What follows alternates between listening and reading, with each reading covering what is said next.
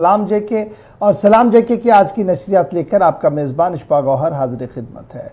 सभी नाजरीन, आज की इस नशरियात में मेरे साथ नई दिल्ली स्टूडियो में मौजूद हैं। गुड मॉर्निंग, आदाब। मैं हूं आसिफ रशीद। आज की नशरियात में आप जब हमारे साथ इस वक्त बने हुए हैं तो आपको बताते चले कि चंद अहम मौज़ूआत जिन पर आज गुफ्तगू होगी। एक तो आपको कौमी शहरा का हाल अहवाल बताएंगे, बड़ा इंपॉर्टेंट है क्योंकि जो सूरत हाल इस वक्त बनी है मौसम की, उस बीच कौमी शहरा क्या कुछ कह रही है, उस पर गुफ्तगू होगी। उसके बाद आपको बताएंगे कि गलवान और लद्दाख के हवाले से एक बड़ी खबर इस वक्त सामने आ रही है, पेशरफ्त क्या कुछ हो रही है और किस तरीके का माहौल है, उस पर थोड़ी सी गुफ्तगू होगी। सियासी महाज पर आपको बताएंगे कि गुपकार डिक्लेरेशन पर भारतीय जनता पार्टी का रद्दअमल आया है, उसके जवाब में क्या कुछ रद्दअमल होगा वो हम आपके सामने रखेंगे। और बात आज कुछ सियासी लोगों से होगी, सियासत के हवाले से। और ख़बर यह भी है कि आज एक और सियासी जमात का इजलास श्रीनगर के अंदर होने जा रहा है। क्या होगा, वो कौन सा इजलास होगा, उस पर भी गुफ्तगू होगी। आगे बढ़ते हुए डोमिसाइल की भी बात होगी, तरक्की की भी बात होगी और कोविड-19 जिसने इंतहाई संगीन सूरत हाल पैदा कर दी है जम्मू कश्मीर के अंदर, इस पर भी तफसील के साथ गुफ्तगू होगी, इस उम्मीद के साथ कि आप हमारा साथ देंगे। इस 90 मिनट के प्रोग्राम के अंदर आप लगातार हमारे साथ बनेंगे टीवी स्टेज पर और साथ साथ 9:40 के बाद यानी 9:40 के बाद आपकी कुछ फ़ोन कॉल्स को भी शामिल प्रोग्राम करेंगे। मुख्तसरन आप अपनी बात इलाके की बात रखेंगे ताकि अरबाब इख्तिदार तक आपकी बात को पहुंचाया जा सके और वो सही सिमत में आपके मसले का हल निकाल सके। और जब हम आपके साथ टीवी पर इस वक्त मुखातिब हैं, आप हमें बराह रास्त देख रहे हैं, तो आप हमारे साथ अब सोशल मीडिया प्लेटफॉर्म पर भी ज्वाइन कर सकते हैं। लगातार हम आपको बताते हैं सोशल मीडिया पर आप हमारे साथ फेसबुक पर ज्वाइन कर सकते हैं, आप हमारे साथ ट्विटर और इंस्टाग्राम पर ज्वाइन कर सकते हैं, आप हमारे साथ यूट्यूब पर ज्वाइन कर सकते हैं। और सबसे बड़ी बात कि आप लाइव नशरियात को अब हमारी वेबसाइट www.gulistannews.in पर भी देख सकते हैं और वहाँ पर भी मुख्तलिफ खबरें जम्मू कश्मीर को मुंसलिक जो है और मुल्की सतह की जो है वो आप पढ़ सकते हैं। और अगर आप अपनी बात वहाँ तहरीर करना चाहते हैं तो बाज़ाब्ता तौर पर आप ऑप्शन बॉक्स में जाकर अपनी बात को तहरीर कर सकते हैं, अपने वीडियोस को वहाँ पर अपलोड भी कर सकते हैं। तो फिलहाल बढ़ते हैं आगे और खबरों की शुरुआत करते हैं कौमी शहरा के हवाले से। जी आसिफ। बिल्कुल, बड़ी खबर जम्मू कश्मीर से आ रही है। इस वक्त जम्मू श्रीनगर नेशनल हाईवे मुसलसल दूसरे रोज भी बंद है और इस वक्त ये इतलात मौसूल हो रही है कि एक बार फिर जहां पर सुबह सुबह ये उम्मीद थी कि कौमी शाहरा शायद बहाल हो जाएगी, लेकिन फिलहाल जो लेटेस्ट अपडेट मिल पा रहा है कि दूसरे रोज भी नेशनल हाईवे फिलहाल बंद है। ढलवास रामबन का इलाका जो कल भी सुर्खियों में रहा, इसलिए क्योंकि शाहरा का एक बड़ा हिस्सा धंसने से और बार बार पस्सियां गिरने से मिट्टी की तोदी यहां पर गिर रहे थे, जिसकी वजह से दोनों अतराफ गाड़ियों की एक लंबी कतार नजर आ रही थी। और अब 24 घंटे गुजरने के बाद भी शाहरा मुसलसल बंद है। ढलवास रामबन में जहां पर पस्सियां गिरने की वजह से नेशनल हाईवे बंद हुआ है और 24 घंटे से ज्यादा का वक्त गुजर चुका है और 24 घंटे बीतने के बाद भी हाईवे पर इस वक्त फंसे या जो दरमांदा लोग हैं उनको किसी किस्म की राहत नहीं मिली है। नेशनल हाईवे फिलहाल बंद है। बनिहाल सेक्शन से लेकर रामबन तक और उधमपुर तक जो जम्मू से गाड़ियां रवाना की गई थी कश्मीर वादी के लिए, जिनमें मालबरदार गाड़ियां भी हैं, उसके साथ साथ मुसाफिर गाड़ियां भी हैं, वो सभी गाड़ियां इस वक्त फंसी हुई हैं जम्मू श्रीनगर नेशनल हाईवे पर। उधमपुर से लेकर रामबन तक हजारों गाड़ियां बताई जा रही हैं जो अभी तक इतलात मौसूल हो रही हैं कि ट्रैफिक हुकाम की तरफ से हालांकि पहले ही एडवाइजरी जारी की गई थी, अगर कोई जम्मू श्रीनगर नेशनल हाईवे पर सफर के लिए निकलता है तो वो एक बार ट्रैफिक कंट्रोल रूम से जरूर राब्ता करे। लेकिन बावजूद इसके लोगों ने कौमी शाहरा का रुख किया और इस वक्त जब हाईवे 24 घंटे से ज्यादा वक्त गुजरने के बाद भी, एक लंबा अरसा गुजरने के बाद भी नेशनल हाईवे फिलहाल बंद है, तो दोनों तरफ गाड़ियां दरमांदा होकर रह गई हैं। हजारों मुसाफिर इस वक्त, ट्रक ड्राइवर्स भी इनमें और वो लोग भी जो वादी की तरफ जा रहे थे और वो लोग भी जो कारोबारी हैं, इन मुश्किल हालात में बड़ी मुश्किल से नेशनल हाईवे पर सफर हो पा रहा था, एक बार फिर उनके लिए मुश्किलात में इजाफा हो गया है। शाहरा पर हजारों गाड़ियां इस वक्त दरमांदा है। अगर आप भी नेशनल हाईवे पर सफर के लिए निकले तो ट्रैफिक कंट्रोल रूम से एक बार जरूर राब्ता करें। टनल के उस पार हो या टनल के इस पार, दोनों तरफ इस वक्त मुश्किलात है। खराब मौसम के बीच पस्सियां गिरने और पत्थर आने के सिलसिले में इस वक्त रामबन के अंदर कौमी शाहरा 24 घंटे गुजरने के बाद भी बंद है और मुश्किलात मुसाफिरों के लिए बढ़ती जा रही हैं। ट्रैफिक हुकाम की तरफ से इस वक्त जो अपडेट दिया गया है, करीब 2 घंटे और भी लग सकते हैं शाहरा को बहाल करने में। हालांकि मुतल्लिका एजेंसी इस वक्त लगातार भारी भरकम मशीनों का इस्तेमाल करके कौमी शाहरा पर मलबा हटाने में मसरूफ है, लेकिन 2 घंटे का मजीद वक्त शाहरा को बहाल होने में लग सकता है। नदीम इकबाल हमारे साथ इस वक्त बराह रास्त रामबन से हैं, क्या कुछ लेटेस्ट अपडेट है नदीम? जी बिल्कुल आसिफ, देखिए जिस तरह से मैं कल देखा था कि जैसे ही बारिश का सिलसिला शुरू हुआ, ढलवास के मकाम पर मड स्लाइड और कुछ जो कौमी शाहरा का एरिया था वो धंस गया था, जिस वजह से गाड़ियों की आमदोरफ्त बंद हो गई थी।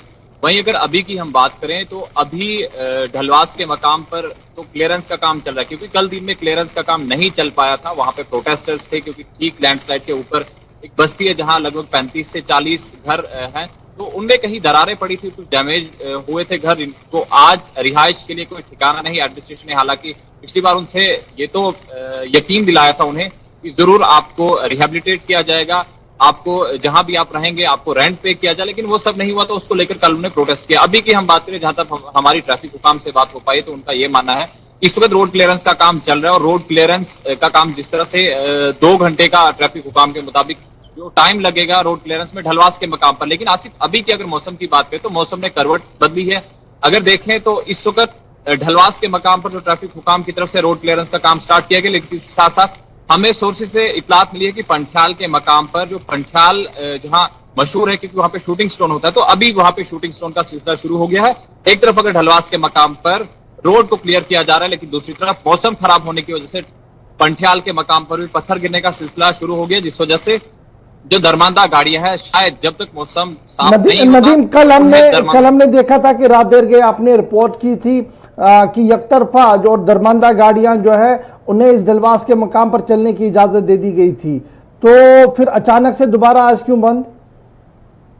जी बिल्कुल गौहर साहब, जिस तरह से हम लाइट मोटर व्हीकल्स की बात करते हैं तो उसके लिए कम सी जगह चाहिए होती है, और जब वहां पे एचएमवीज को क्रॉस करवाया गया था, क्योंकि कुछ रोड का एरिया जो है सिंक हो गया था, तो वहां पे जब एचएमवीज को क्रॉस करवाया गया तो वो जगह फिर से धंसने लगी, तो इसलिए ट्रैफिक जो अथॉरिटीज हैं और जो कंसर्न वहां पे क्लियरेंस एजेंसीज हैं, उन्होंने रोड को वाइडनिंग करने का काम स्टार्ट किया गया। हालांकि बारिश का सिलसिला जो है वो भी जारी है, तो कहीं ना कहीं ये प्रॉब्लम रही। जो कुछ वहां पे स्टैंडर्ड लाइट मोटर व्हीकल्स थी उन्हें तो चलने की इजाजत दी थी ट्रायल बेसिस पे, लेकिन उसके बाद जब एचएमवीज की बात आई तो एचएमवीज वहां से क्रॉस नहीं हो पाई। अभी की अपडेट गौर साहब कि ढलवास के मकाम पर तो 2 घंटे में रोड को मोटरेबल बनाया जाएगा, लेकिन जो पंठ्याल के मकाम पर पत्थर गिरने का सिलसिला शुरू हो गया वो तब तक मुझे लगता है चलता रहेगा। अगर रास्ता खुलता है 2 घंटे में, तो क्या बड़ी गाड़ियों को चलने की इजाजत होगी या छोटी गाड़ियां जो मुसाफिर बरदार गाड़ियां हैं, हल्की गाड़ियां हैं, उन्हें सिर्फ चलने की इजाजत होगी?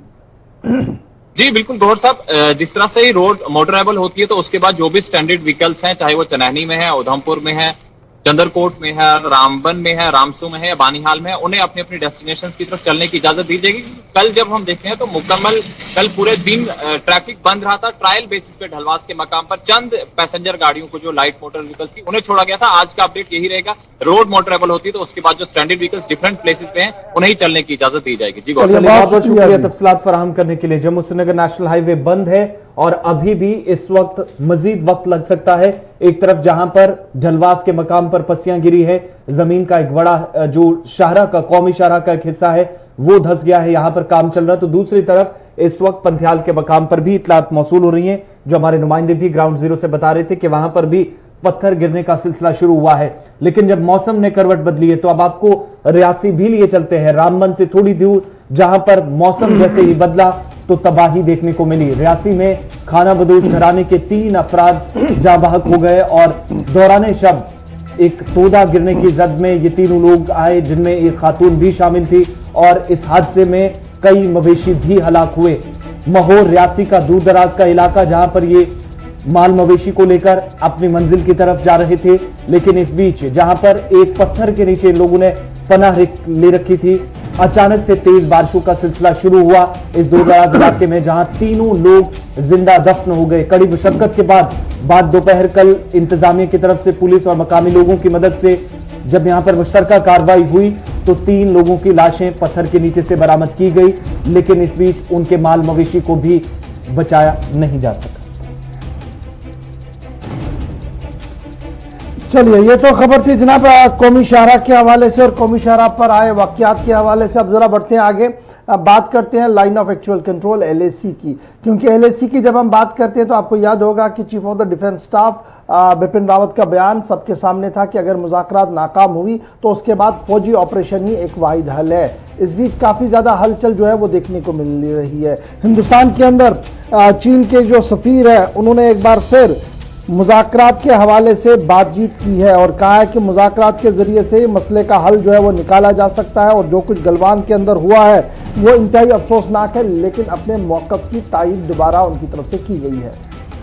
बिल्कुल, गलवान वाक़े को बदकिस्मती से ताबीर किया है चीनी सफीर सुन वेडुंग, जो कि दिल्ली के अंदर हैं। चीनी सफीर भारत में हैं और LAC पर, जहां पर गुज़श्ता दिनों 2 दिन पहले ही CDS जनरल बिपिन रावत की तरफ से फौजी तात्तुल को लेकर बयान आया और फौजी ऑप्शन की बात की गई, तो उसके बाद चीन का मुसलसल ये दूसरा बयान है। पहला चीन की वजारत खारजा की तरफ से भी इशारों में मुज़ाकराती अमल को आगे बढ़ाने की बात कही गई थी, लेकिन सुन वेडिंग जो कि भारत में चीनी सफीर हैं, दिल्ली के अंदर एक वेबिनार में जहां पर वो शिरकत कर रहे थे वर्चुअल कॉन्फ्रेंस के जरिए ऑनलाइन प्रोग्राम में, इस दौरान जब उनसे सवाल किया गया तो गलवान वादी को लेकर, गलवान वादी के अंदर 15 और 16 जून की दरमियानी शब को जो वाकया पेश आया उसे लेकर जब सवाल किया गया तो उन्होंने ये कहा कि पड़ोसी ममालिक के साथ चीन बेहतर ताल्लुकात चाहता है और ये वाकया इंतहाई अफसोसनाक और बदकिस्मत था, क्योंकि इस वाकये के बाद 2 बड़े पड़ोसी ममालिक में कशीदगी लाइन ऑफ एक्चुअल कंट्रोल पर काफी ज्यादा देखी गई है। चीनी सफीर के मुताबिक भारत के अंदर मुख्तलिफ यूनिवर्सिटीज के अंदर और ज़्यादा कुर्बत पाने के लिए जो MOUs हुए हैं उसमें अब चाइनीज़ डिपार्टमेंट के हवाले से जो है वो काम हो रहा है और उससे ज़ुबान को सीखा जाएगा, जिससे मज़ीद एक दूसरे के कल्चर को जानने की मदद मिल सकती है और इस तरीके के माहौल के अंदर ये सारी चीज़ें काफ़ी ज़्यादा ज़रूरी है। ताहम गलवान और लाइन ऑफ एक्चुअल कंट्रोल पर उन्होंने कहा कि मुज़ाकरात के ज़रिए से मसले का हल निकाला जा सकता है। बिपिन रावत के बयान के बाद ये चीनी सफ़ीर का दिल्ली के अंदर बड़ा बयान आया है जो इस वक्त हम आपके सामने प्ले कर रहे हैं। जी, जहां एक तरफ से चीनी सफीर का बयान आया है, वहीं पर दलाई लामा की भी जल्दी से आपको खबर बताते चले। दलाई लामा को लेकर भी बड़ी खबर इस वक्त सामने आ रही है कि दलाई लामा की सिक्योरिटी को टाइट कर दिया गया है और जो एक स्पाई, जो एक जासूस पकड़ा गया था दिल्ली के अंदर और उसके तार बाद में हिमाचल के अंदर भी निकले थे, उसको देखते हुए ये बड़ा फैसला जो है वो लिया गया था, जिसमें ये कहा गया है कि अब दलाई लामा की सिक्योरिटी जो हिमाचल प्रदेश के अंदर मुकीम है उनकी सिक्योरिटी को मजीद सख्त कर दिया गया है और हिमाचल प्रदेश की हुकूमत और इंतजामिया ने दलाई लामा की ज़िंदगी के तहफ़्फ़ुज़ के हवाले से कई बड़े इक़दाम जो है वो उठाए हैं। क्योंकि पिछले दिनों जब एक आदमी को पकड़ा गया था, चार्ल्स पेंग को पकड़ा गया था दिल्ली के अंदर, तो उनसे पूछताछ के दौरान बड़े खुलासे हुए थे जिनमें दलाई लामा की गतिविधियों के बारे में, उनके सरगर्मियों के बारे में तफसीलात जमा कर रहा था पेंग, जिसके बाद ये खदशा जाहिर हुआ कि शायद दलाई लामा को मारा जाएगा चाइना की तरफ से। उसको देखते हुए सिक्योरिटी को टाइट कर दिया गया है। ये बात भी आपके सामने हम रखते चले और बढ़ते जरा आगे तीसरी बड़ी खबर की और उसके फौरन बाद हम जम्मू कश्मीर का रुख करेंगे। लेकिन ये जो तीसरी बड़ी खबर है ये भी बड़ी इंपॉर्टेंट है, इसका ताल्लुक भी जम्मू कश्मीर के साथ बराह रास्त आपको नजर आएगा, क्योंकि तलबा जम्मू कश्मीर के हो या मुल्क की किसी भी रियासत के हो, उनके मुस्तकबिल की हिफाजत करना और उनके मुस्तकबिल के हवाले से बात करना हर एक जो है वो अपने लिए फख्र समझता है। और यही वजह है कि हुकूमत से लेकर हिज़्ब इख्तिदार तक लोग जो है वो तरह तरह की बातें इन दिनों कर रहे हैं, क्योंकि हुकूमत की तरफ से बड़ा फैसला जो लिया गया वो ये था कि NET और JEE के इम्तिहानात जो है वो होंगे और ये करवाने का फैसला जब इंतजामिया की तरफ से और हायर एजुकेशन मिनिस्ट्री की तरफ से लिया गया तो उसके बाद से तनकीद का सिलसिला भी लगातार जारी है। और तनकीद के हवाले से जब हम आपके सामने बात करें तो आज हम आपको ये भी बताते चले कि जहां ममता बनर्जी ने वजीर आजम को खत लिखा है, वहीं पर सोनिया गांधी आज 8 वज़राए आला से मिलेंगे, जिसके बाद एक तहरीरी खत लिखा जाएगा वजीर आजम को कि JEE और NET के इम्तिहान जो है वो पोस्टपोन हो। लेकिन इंतजामिया और एजेंसी क्या कुछ कह रही है?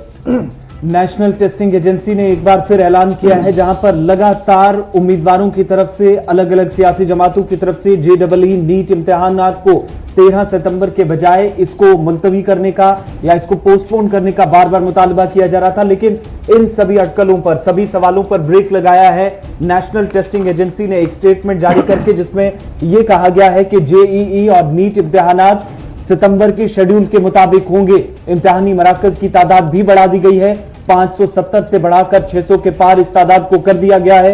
और नेशनल टेस्टिंग एजेंसी के ऐलान के मुताबिक उम्मीदवार अपनी पसंद के मुताबिक इम्तिहानी मरकज का जो है वो चुन सकते हैं। जो एग्जामिनेशन सेंटर है वो अपनी पसंद के मुताबिक अपने शहर के अंदर भी रख सकते हैं। तो एक बड़ी राहत एनटीए की तरफ से तलबा को दी गई है, उम्मीदवारों को दी गई है।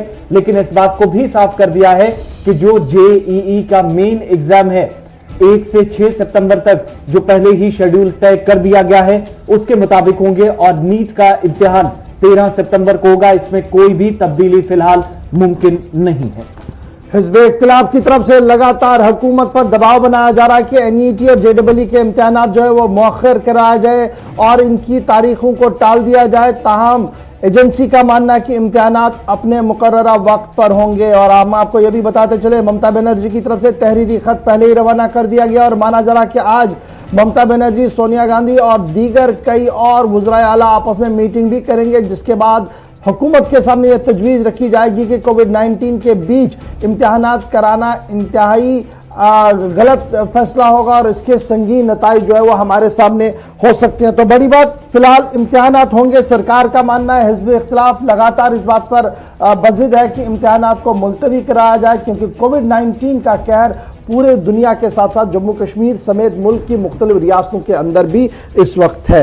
तो ये तो बड़ी खबरें थी जो हमने आपके सामने रखी। अब जरा करते हैं सियासत की बात, और जब सियासत की हम आपको बताते हैं तो कल का दिन जम्मू कश्मीर के एतबार से जब आप देखेंगे तो पहले बीजेपी की बात करते हैं। तो बीजेपी की मजलिस आमला का इजलास यानी मरकजी वर्किंग कमेटी का इजलास कल मुनक्किद हुआ और इस इजलास के दौरान जहां दिल्ली, जम्मू और श्रीनगर के अंदर बैक वक्त अरकान बीजेपी जो है वो मीटिंग के अंदर रहे और मुख्तलिफ तबादले ख्याल हुआ। उसमें जम्मू कश्मीर की सूरत हाल के हवाले से गुफ्तगू हुई और उसी गुफ्तगू के दौरान तकरीबन 20 जो है वो रेजोल्यूशंस, करारदादें जो है वो सामने रखी गई हैं, जिनमें वज़ीर आज़म की कारकर्दगी के हवाले से भी कुछ बातें हैं, रियासती सतह की कुछ बातें हैं और मुल्की सतह पर जो काम किया गया बैनुल-अक़वामी सतह पर जिसकी सराहना हुई है उस हवाले से भी कुछ करारदादें हैं जो कल मंजूर हुई। लेकिन एक बड़ी बात जो है वो बड़ी इंपॉर्टेंट, इसमें दो चीज़ें खुलकर जो सामने आई है कि भारतीय जनता पार्टी ने जम्मू कश्मीर को वापस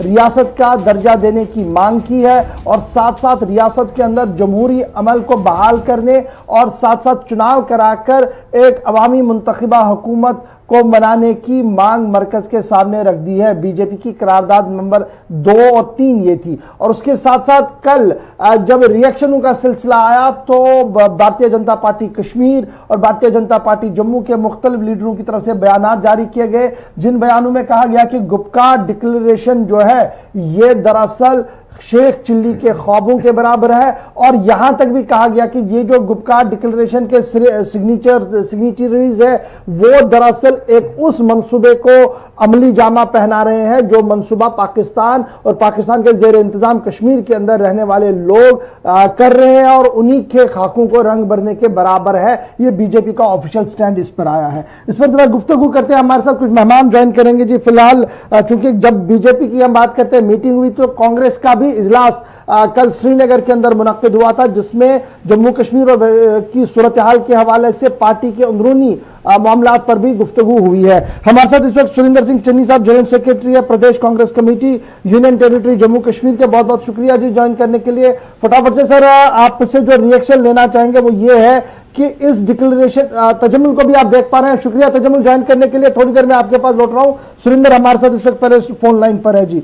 सुरिंदर सिंह जी ये बताइएगा, जिस तरीके से सरकार बीजेपी की तरफ से कहा गया कि ये जो गुपकार डिक्लेरेशन है ये पाकिस्तान के खाकों में रंग भरने के बराबर है और ये इंतहा पसंदाना बातें हैं जो मुल्क के मफाद के खिलाफ है, किस तरीके से आप रिएक्ट करेंगे बहसती पॉलिटिकल पार्टी के और बहसती सीनियर अपोजिशन लीडर के?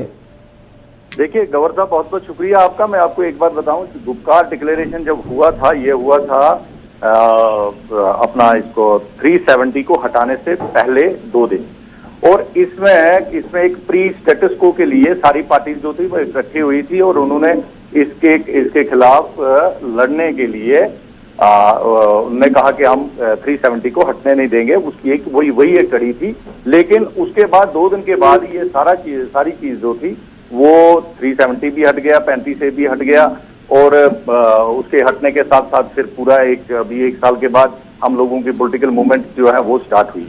तो अभी जो ये कह रहे हैं कि नहीं जी ये पाकिस्तान के, मैं आपको बताऊं 1954 में जब ये चीज जब स्टेट बनी थी, उसके बाद इसका ये स्पेशल स्टेटस इनको दिया गया था, ये उस वक्त मुझे ये समझ नहीं आ रही है कि भाजपा को ये नहीं कहना चाहिए कि ये कोई पाकिस्तान की उनको मदद कर रहे हैं या ये पाकिस्तान के साथ पार्टी जो खासकर मैं कांग्रेस की बात करूं, कांग्रेस ने जब मुल्क को आजादी दिलाई और आजादी के साथ साथ जब ये स्टेट्स बनी थी और वो उस समय से लेकर आज तक अगर ये हमें भी इस चीज से तुलना करते हैं तो ये अफसोसनाक बात है। यानी ये अफसोसनाक आप मान रहे हैं कि इस तरीके से जनाब तब कंपेयर ना किया जाए। लेकिन अब जरा फटाफट से ये भी बताइएगा, कल कांग्रेस का भी इजलास श्रीनगर के अंदर मुनक्किद हुआ और उसके बाद हम उम्मीद कर रहे थे कि एक लंबा चौड़ा बयान आएगा जिसमें बड़ी चीजें होंगी। बयान बड़ा शॉर्टकट था और बड़ी चीजों पर बात हो नहीं पाई। हिकमत अमली है या मजबूरी? नहीं, देखिए अपना गवर साहब, आप बड़ी बात क्या चाहते थे? हमने कल जिस तरह सोनिया जी का वहां पे दोबारा CWC में एक फैसला हुआ कि वो अभी कंटिन्यू करेंगे और उनके उसी को लेके एक रेजोल्यूशन पास किया गया और रेजोल्यूशन पास करने के साथ साथ हमने उनकी लीडरशिप पे भरोसा जो है वो रखा। और आने वाला कल जो होगा जब नए इलेक्शन पार्टी के होते हैं और उसके बाद जब अध्यक्ष चुने जाते हैं वो बात की बात है, उसकी एक कड़ी थी। दूसरा, हमने ये भी अपनी पार्टी में वहां पे भी हमने एक रेजोल्यूशन और भी पास किया कि पार्टी में इनडिसिप्लिन वगैरह जो कुछ भी हो रहा है उसको प्रदेश अध्यक्ष जो है उनको पावर दिए गए कि वो उन चीजों की साम ले सकते हैं, कभी भी ले सकते हैं, एक्शन भी ले सकते हैं। पार्टी में इनडिसिप्लिन बिल्कुल नहीं होगा और कांग्रेस पार्टी जो है बहुत बड़ी पार्टी है, ये चीजें इसमें आती हैं। लेकिन अब अभी हमें खुशी है कि जैसे हमने कल मीटिंग करी और उसके साथ साथ बाकी पॉलिटिकल पार्टीज जो हैं उनकी एक्टिविटीज जो है वो भी स्टार्ट होने को आ रही हैं। तो हम चाहते हैं कि जम्मू कश्मीर रियासत में एक पॉलिटिकल प्रोसेस जो है वो सुरेंद्र जी बहुत बड़ी नजरें कल ये थी कि जिन लोगों ने अलम बगावत JKPCC के सदर के खिलाफ बुलंद की है उन्हें भी पार्टी के अंदर बुलाया जाए, उनकी बात को सुना जाए, उनका कोई मौकफ सामने रखा जाए। वो कल देखने को नहीं मिला। तो जो एक बड़ा इल्जाम कांग्रेस की मरकजी क़यादत पर और रियासती क़यादतों पर लग रहा है कि जमहूरियत का फुकदान है जी और वन मैन शो हर जगह चल रहा है, ऊपर गांधी फैमिली और नीचे उनके चहीते लोग ही काम करेंगे, क्या यही सही है? फिर देखिए, मैं आपको ये कहूं कि कल जब हमने ऑफिस से शॉर्ट नोटिस एक वो SMS के जरिए अपने जो हमारे कांग्रेस ग्रुप्स जो बने हुए हैं उन ग्रुप्स में हमने मैसेज डाली थी कि एक इमरजेंसी मीटिंग जो है और उसकी इमरजेंसी की मीटिंग की कड़ी जो थी वो आपके पास प्रेस नोट आया भी हमारा कल, उसका वो वही उसी हद तक था। और हमने किसी डिस्ट्रिक्ट प्रेसिडेंट या बाकी जितने भी लोग थे उनको नहीं बुलाया। हमने ग्रुप में मैसेज डाली और उस मैसेज के तहत जितने भी लोग थे हमारे जो आने वाले वो सब उसी पे आए।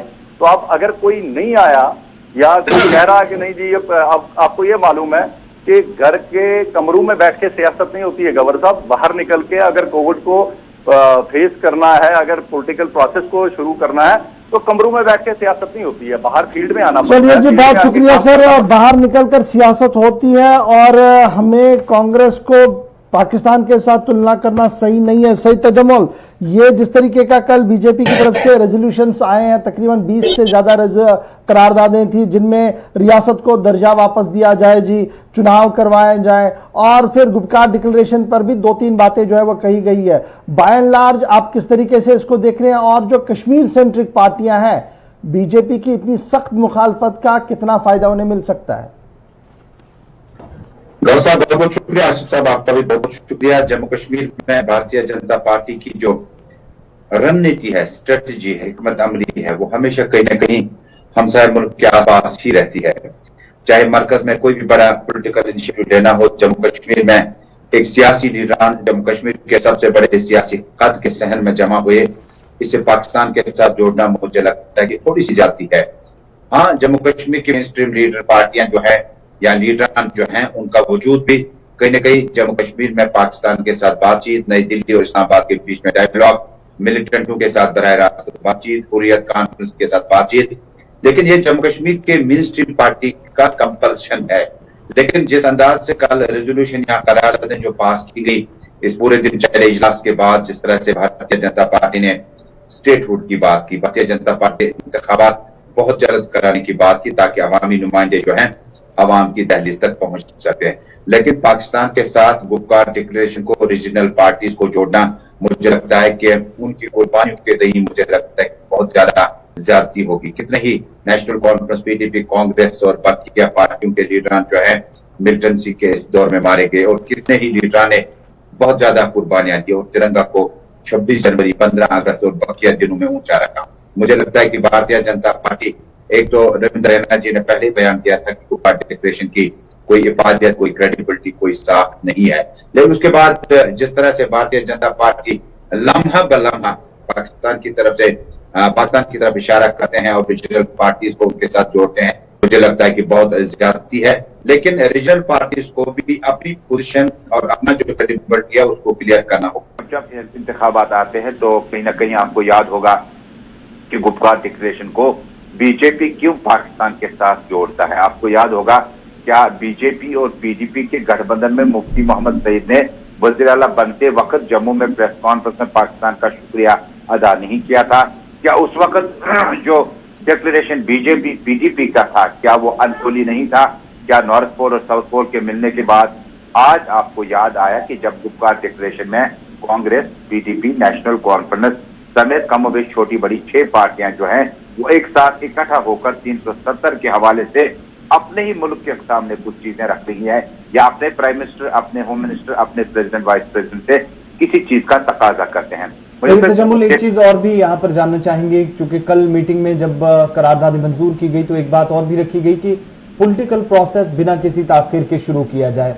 लगातार जब दूसरी जो जमातें हैं, नेशनल कॉन्फ्रेंस और पीडीपी या कांग्रेस, वो पॉलिटिकल प्रोसेस शुरू करने की बात करते थे तो उनको काउंटर किया जाता रहा बीजेपी की तरफ से, और कल खुद पार्टी की तरफ से ये कहना कि बिना किसी ताखिर के पॉलिटिकल प्रोसेस शुरू हो, तो इसका क्या मतलब समझा जाए? जो कुछ अभी तक बीजेपी कर रही है, जो प्रोसेस चल रहा है, इससे हटकर कोई और पॉलिटिकल प्रोसेस होगा या कहीं इलेक्शंस की तरफ, जल्द इलेक्शंस की तरफ कोई इशारा?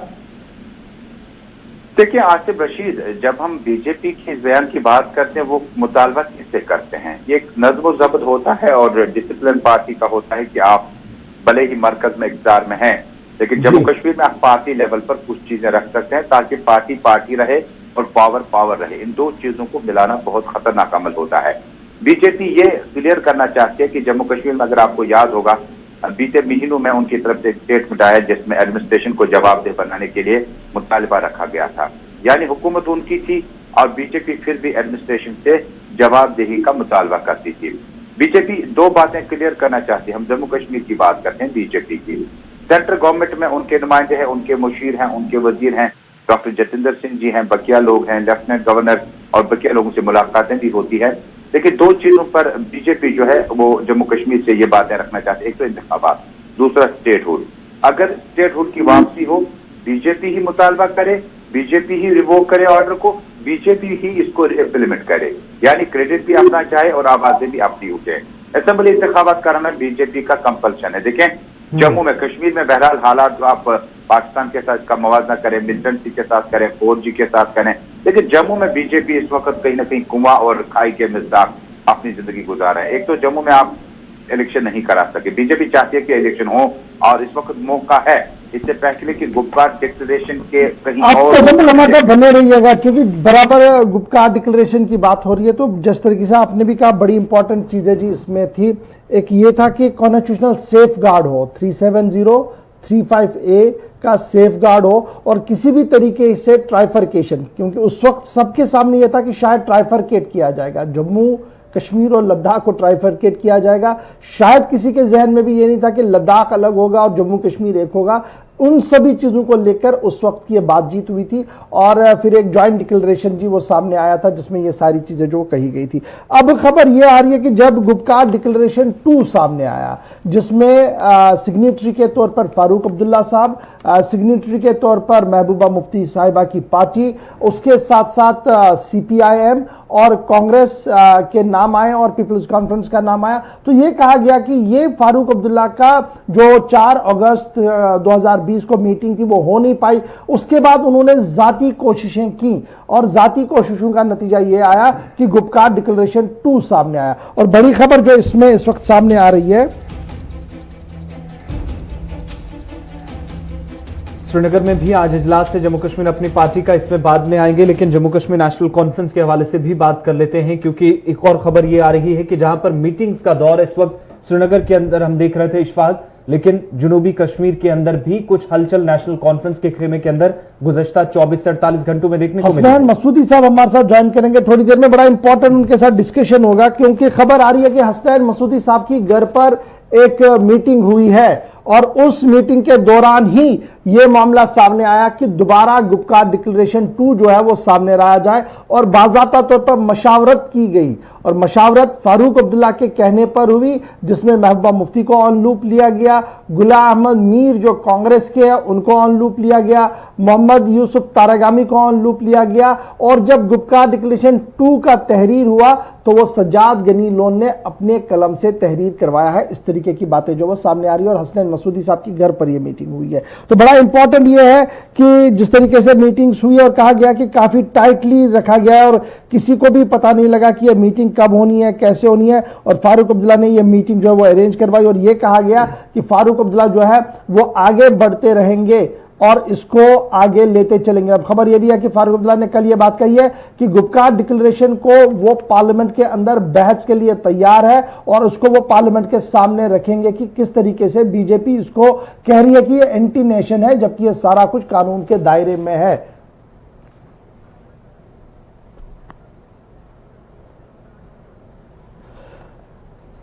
चलिए जी बढ़ते हैं जरा आगे और बढ़ते हैं एक और बड़ी खबर की और जो इस वक्त सामने आ रही है। बड़ी खबर आ रही है श्रीनगर से और श्रीनगर से खबर यह आ रही है कि इस वक्त एक और पार्टी का इजलास आज बाद दोपहर श्रीनगर के अंदर होने जा रहा है। बड़ी खबर हम आपको बताएंगे, ब्रेकिंग के साथ जरा शुरू कीजिएगा। खबर को बताया जा रहा है कि अपनी पार्टी का इजलास आज बाद दोपहर श्रीनगर के अंदर होना है। बड़ा इंपॉर्टेंट ये इजलास भी है क्योंकि माना जा रहा है कि इस इजलास के अंदर जो 300 जो गुपकार डिक्लेरेशन की सिचुएशन उभर कर सामने आई है, जिस तरीके से कुछ पार्टियां इकट्ठे होकर बयान दे रही है, उसके बाद ये बड़ा इंपॉर्टेंट है नंबर 1। और पार्टी जिस दिन से अनाउंस हुई और पार्टी का जिस दिन से दफ्तर श्रीनगर के अंदर हुआ उसके बाद ऑफिशियल मीटिंग कोई नहीं हुई और ये ऑफिशियल मीटिंग आज हो रही है। सईद अल्ताफ बुखारी दिल्ली से श्रीनगर गए हैं और श्रीनगर के अंदर आज अपनी पार्टी का अहम तरीन इजलास मुनक्किद होने जा रहा है। श्रीनगर के अंदर जम्मू कश्मीर अपनी पार्टी का अहम इजलास जिसमें पार्टी के अलग अलग अजला से लीडरान को आज बुलाया गया है, जहां पर पार्टी सदर सईद अल्ताफ बुखारी जो दिल्ली से वादी कश्मीर के लिए रवाना हो चुके हैं और श्रीनगर के अंदर जहां पर आज वो इस पार्टी की क़यादत करेंगे, पार्टी इस मीटिंग की क़यादत करेंगे, उनकी सदारत में आज मीटिंग होने जा रही है और पार्टी के सभी लीडरान को साउथ कश्मीर से, सेंट्रल कश्मीर से, नॉर्थ कश्मीर से बुलाया गया है। आगे की हिकमत अमली भी तय होगी, लेकिन साथ ही साथ ये भी आपको बताते चलें जम्मू कश्मीर अपनी पार्टी के आज का इजलास इसलिए भी काफी इंपॉर्टेंट माना जा रहा है क्योंकि कांग्रेस, भारतीय जनता पार्टी और जम्मू कश्मीर नेशनल कॉन्फ्रेंस के जो गुज़श्ता दिनों इजलास हुए हैं, मीटिंग्स हुई हैं, उनमें कई फैसले, कई इल्जामात, कई सवाल भी सामने रखे गए। शायद आज उनका जवाब भी जम्मू कश्मीर अपनी पार्टी के तर्जुमान की तरफ से, उनके पार्टी सदर की तरफ से इस मीटिंग के बाद मीडिया नुमाइंदों से गुफ्तगू करते हुए दिया जा सकता है और जितने शक व शुबहात पार्टी के लिए थे वो भी दूर किए जा सकते हैं और जम्मू कश्मीर के अंदर आगे की हिकमत अमली पार्टी की क्या है उसके मुतालिक पार्टी लीडरान आज मीटिंग के दौरान बात कर सकते हैं। खबर यह भी है कि पार्टी के अंदर कौन कहां पर रहेगा, यानी पार्टी प्रेसिडेंट या पार्टी चेयरमैन का नाम तो हमारे सामने गुलाम हसन मीर साहब इस वक्त हमारे साथ ज्वाइन कर चुके हैं। बहुत बहुत शुक्रिया गुलाम हसन मीर साहब ज्वाइन करने के लिए। जम्मू कश्मीर अपनी पार्टी के सीनियर लीडर है। सर आज इजलास होने जा रहा है, पहले तो इस इजलास के हवाले से जानना चाहेंगे कि कितने बजे होगा और क्या कुछ अहम तरीन मामलात हैं जिन्हें आज आप ज़ेर बहस ला रहे हैं, क्योंकि पिछले 3-4 रोज से लगातार मीटिंग्स का सिलसिला जम्मू कश्मीर के अंदर मुख्तलिफ सियासी जमातों की तरफ से जारी है। देखिए, जो अब हमारी पार्टी वजूद में आई जी मीर साहब आप हमें सुन पा रहे हैं? चुका था जी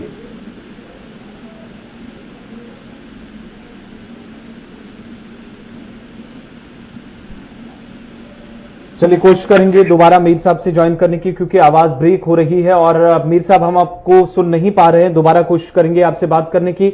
और जम्मू कश्मीर अपनी पार्टी का इजलास श्रीनगर में आज पार्टी ऑफिस में बताया जा रहा है कि रखा गया था, लेकिन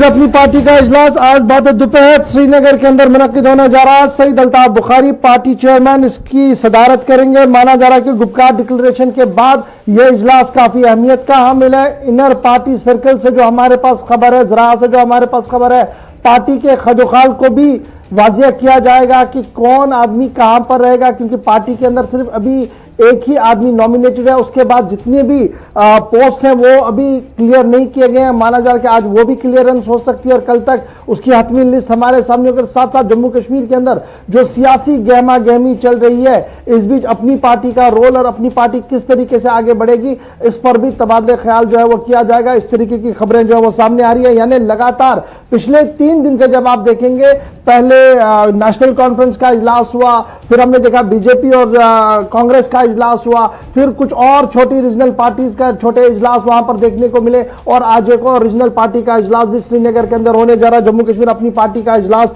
होने जा रहा है। हमारे साथ गुलाम हसन मीर साहब इस वक्त दोबारा ज्वाइन कर चुके हैं। मीर साहब बहुत शुक्रिया जी ज्वाइन करने के लिए। कंटिन्यू कीजिएगा सर अपनी बात को। मैं कह रहा था कोविड-19 की वजह से जो प्रॉब्लम्स हो गई हैं, इस वक्त सबसे बड़ा इम्पोर्टेंट इशू जो हमें पॉलिटिकल पार्टीज को घेरे हो रहा है वो यही है कि कोविड-19 की वजह से जो एडमिनिस्ट्रेशन और लोगों के दरमियान एक गैप बन चुका है, इस गैप में पॉलिटिकल पार्टीज को बहैसियत ब्रिज काम करना है ताकि लोगों को जो डिफिकल्टीज आती हैं उनको हल किया जाए। क्योंकि ये तो मानी हुई हकीकत है कि गवर्नर्स रूल किसी भी कीमत पर एक मुतबादिल नहीं है अवामी सरकार का। अब माहौल बनना चाहिए, यहाँ पर अवामी सरकार आनी चाहिए और स्टेटहुड कायम होना चाहिए। ये तमाम पॉलिटिकल पार्टीज इसकी तरफ गामजन है। तो इजलास में आज स्टेटहुड की भी बात होगी और इंतजामिया की कारकर्दगी पर भी सवाल होंगे, इस तरीके का माहौल है। जाहिर सी बात है, हमारा मानना है कि गवर्नर रूल किसी भी कीमत पर लोगों के हित में नहीं होता है।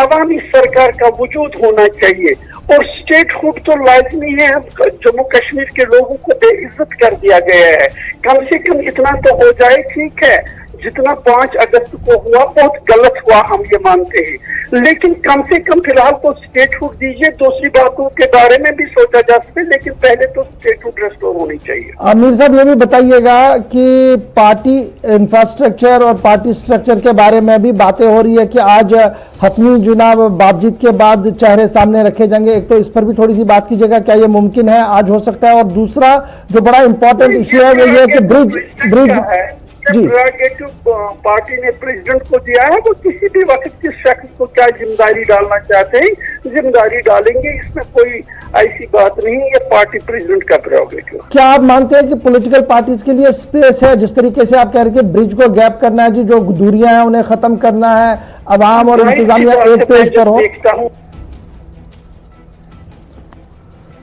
चलिए जी, लाइन दोबारा ड्रॉप हो गई है। फिलहाल बड़ी खबर हम आपको बता रहे थे कि आज एक और इजलास जी श्रीनगर के अंदर हो रहा है और वो इजलास भी काफी ज्यादा इंपॉर्टेंट है और ये पॉलिटिकल डेवलपमेंट जो है वो श्रीनगर के अंदर इस वक्त हो रही है। तो बढ़ते हैं जरा आगे, बात करते हैं एक और खबर की और उसके बाद हम श्रीनगर वापस अपने नुमाइंदे के पास भी चलेंगे जहां पर हम उनसे गुफ्तगू करेंगे। लेकिन बात अब जरा इंतजामिया की भी हो, क्योंकि जो खबर लगातार बताई जा रही थी कि देखिए इंतजामिया और अवाम के बीच में, यानी एडमिनिस्ट्रेशन और आम आदमी के बीच में तातुल है, दूरियां है, और वो दूरियां जो है वो पॉलिटिकल प्रोसेस से दूर हो सकती है। हसन मीर साहब का ये मानना है और वर्ल्ड ओपिनियन और वर्ल्ड ऑर्डर भी यही कह रहा है कि जब अवामी मुंतखबा हुकूमतें होती हैं तो वो कोशिश करती हैं कि एक ज़ाब्ता इखलाक बनाए, एक अफसरशाही निज़ाम को ख़त्म करे और एक अकाउंटेबिलिटी पैदा होती है और अफसरों को भी लगता है कि कहीं कहीं पर उनकी पूछताछ जो है वो हो सकती है। अब खबर ये जो आ रही है मनरेगा मुलाजमीन के हवाले से, एक तरफ से मनरेगा के मुलाजमीन एहतिजाज पर है और दूसरी तरफ से कैजुअल एम्प्लॉयज एहतिजाज पर है, यानी एम्प्लॉयज ही सरापा एहतिजाज है अपने हायर हिरार्की के खिलाफ, यानी अपने आला अफसरों के खिलाफ। और उनका मानना है कि जिस तरीके से निज़ाम को चलाने की कोशिश की जा रही है ये शबखून है उनके हकूक पर। आर्जी मुलाजमीन मुख्तलिफ महकमों के जो गुज़श्ता कई वर्षों से अपने खिदमात अंजाम दे रहे थे और आज जिन मुलाजमीन को इस वक्त सरकारी दफातर में होना चाहिए था अवामी खिदमात के लिए, वो सड़कों पर अपने मुतालबात को लेकर एहतिजाज कर रहे हैं और अपने मुस्तकबिल को लेकर फिक्रमंद नजर आ रहे हैं। हमारे साथ इस वक्त जब मनरेगा मुलाजमीन की बात हो रही तो सैयद जाफिर साहब ज्वाइन कर चुके हैं, स्टेट प्रेसिडेंट हैं मनरेगा एम्प्लॉयज एसोसिएशन के।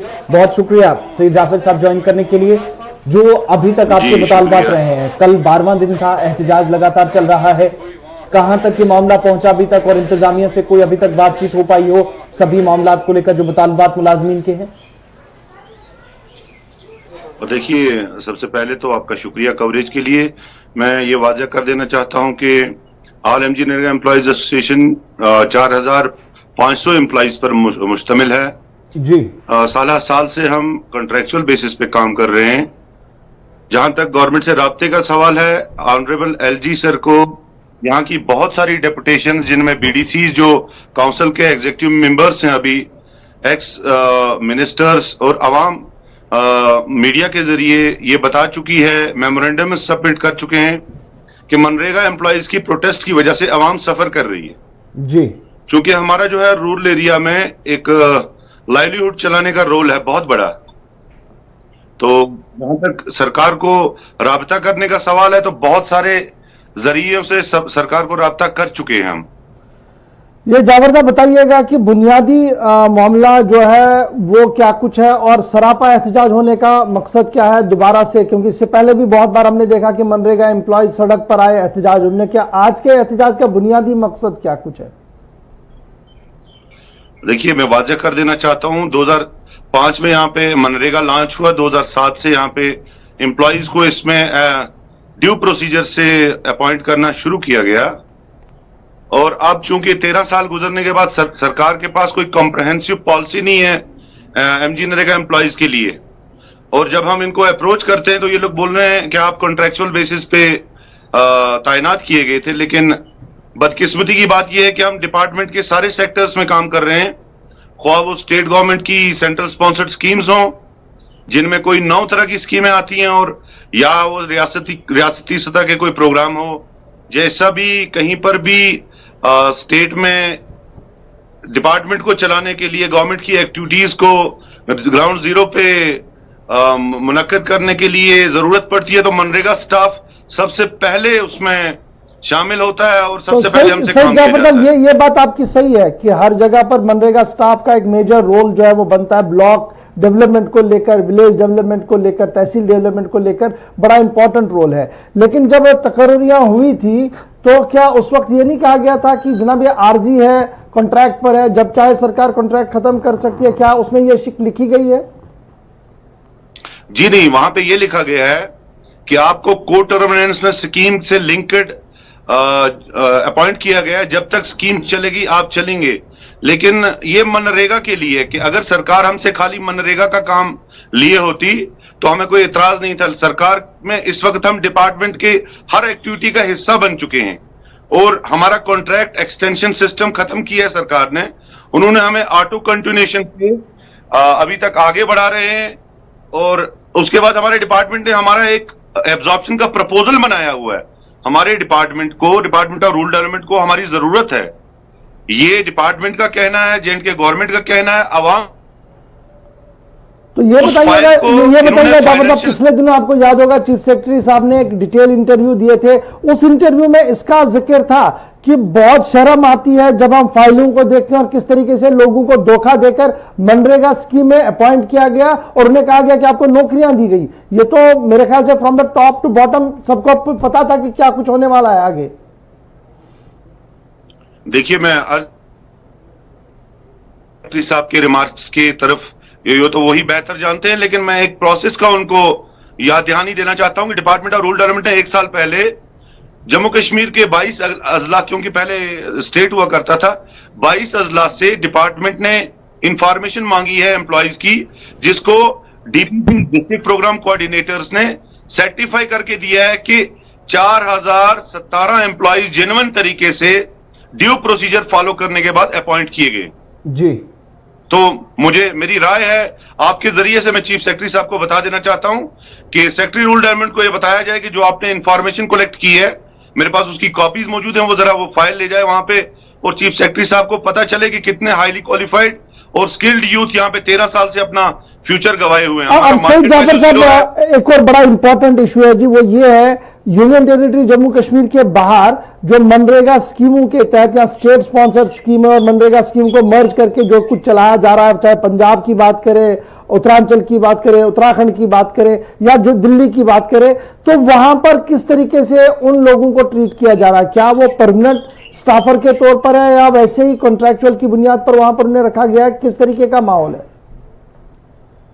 देखिए, आउटसाइड द जेएंडके जो जितनी भी गवर्नमेंट है, जैसे हिमाचल गवर्नमेंट ने एक कॉन्ट्रैक्चुअल कॉम्प्रहेंसिव पॉलिसी बनाई है मनरेगा स्टाफ की, वो at par the post salary ले रहे हैं, एट पार द पोस्ट काम कर रहे हैं और उनको फेज वाइज इंडेक्ट भी किया जा रहा है रूल डेवलपमेंट में। जहां तक मध्य प्रदेश का सवाल है, झारखंड का सवाल है, मिजोरम त्रिपुरा का सवाल है या बाकी स्टेट्स का सवाल है, वो लोग अपने स्टेट बजट में से इनको फीड करते हैं। प्रैक्टिस यहां नहीं आजमाई जाती है, स्टेट बजट में से ये लोग इनके लिए एक बजट फिक्स करते हैं। फराहम की गई है वहां पर? जी, बहुत से स्टेट्स में मुस्तकिल मुलाजमत के लिए फेज वाइज इंडेक्शन का प्रोसेस ऑलरेडी शुरू हो चुका है। ठीक है जी, बहुत शुक्रिया जी जाफर साहब ज्वाइन करने के लिए। ये बड़ा इंपॉर्टेंट था क्योंकि ये एक्सपेक्टी लाइन है कि अभी और चीजें सामने आएंगी। जिस तरीके से पिछले दिनों चीफ सेक्रेटरी साहब का बयान आया था, उसके बाद बड़ी चीजें जो है वो सामने आएंगी। ये MNREGA employees highly qualified technical लोग हैं जो सरापा एहतजाज। अब जहां से एक तरफ से ये है, दूसरी तरफ से कॉन्ट्रैक्चुअल एम्प्लॉयज, कल भी आपने देखा कि श्रीनगर के अंदर एहतजाज, मुख्तलिफ डिस्ट्रिक्ट हेडक्वार्टर्स पर एहतजाज, पीएचई इरिगेशन से वाबस्ता जो लोग हैं जिनकी बुनियाद पर स्कीमें चलती हैं, वो सरापा एहतजाज है और उनके एहतजाज का आज एक और दिन है और आज भी माना जा रहा है कि डिस्ट्रिक्ट हेडक्वार्टर्स पर वो एहतजाज करेंगे। यानी एक तरफ से अवाम परेशान है कि जनाब हुकूमत तक रसाई नहीं है, दूसरी तरफ से एम्प्लॉयज सड़क पर है, उनका मानना है कि उनके हकूक पर शब खून मारा जा रहा है, और तीसरी तरफ से इंतजामिया बता रही है कि हम शफाफ इंतजामिया चलाने की दर पर है, इसलिए ये सारे इकदाम जो उठाए जा रहे हैं और आने वाले दिनों में बेहतरी होगी। अब बेहतरी कितनी होगी कितनी नहीं होगी, इस पर आप भी उम्मीद कीजिएगा, हम भी उम्मीद करेंगे। एक छोटे से ब्रेक के लिए रुक रहे हैं, ब्रेक के उस पार आएंगे